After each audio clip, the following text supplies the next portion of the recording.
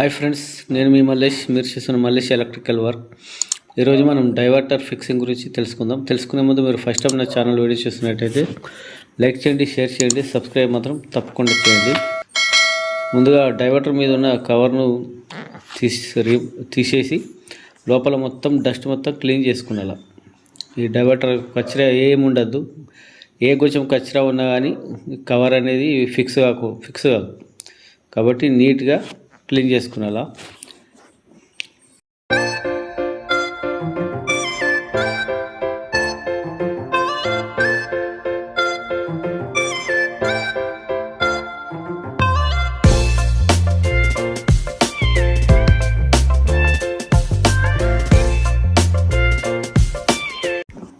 Diverter parts గురించి తెలుసుకుందాం. Open చేసి అన్బాక్స్ చేసి పార్ట్స్ మొత్తం ఒక్కొక్కటి తెలుసుకుందాం. డైవర్టర్ మీద వచ్చే కవరు, దీని లివరు, డైవర్టర్ లివరు, డైవర్టర్ పైకప్పు, షవర్ లివరు మొత్తం క్లీన్ చేసుకున్న తర్వాత కప్పని తొలగించిన తర్వాత షవర్ లివర్ టైట్ చేసుకొని మీదికేది కప్పు వేసుకున్నాడు. ఒక కటింగ్ అనేది టైల్స్ కటింగ్ అనేది కనిపించకుండా ఉంటుంది. నీట్గా ఫిక్స్గా కూర్చుంటుంది మీదకి వెళ్ళి, టైల్స్ కటింగ్ మీదకి వెళ్ళి. ఇలా వీడియోలు చూపించిన విధంగా కరెక్ట్గా మెల్లగా ప్రెస్ చేస్తే బరాబర్ కూర్చుంటుంది. కూర్చున్న తర్వాత షవర్ది మీదకి వెళ్ళి నట్టు బిగించుకునేలా ఫుల్ టైట్గా.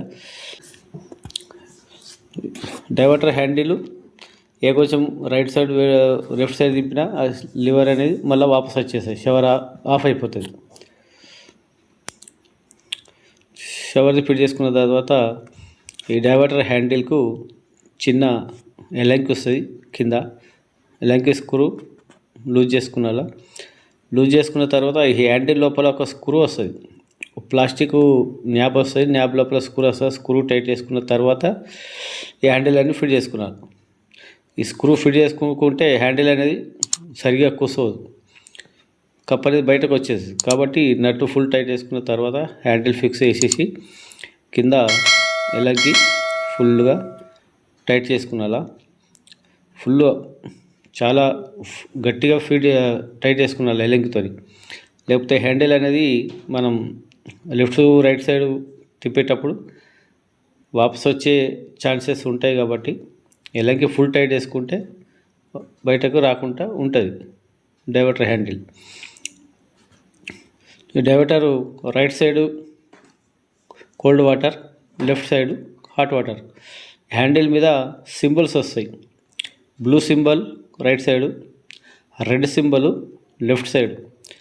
లెఫ్ట్ సైడ్ రెడ్ సింబల్ అంటే hot water, blue symbol cold water. ఆ విధంగా ఉంటాయి. ఈ వీడియో నచ్చినట్లయితే తప్పకుండా సబ్స్క్రైబ్ చేయగలరు.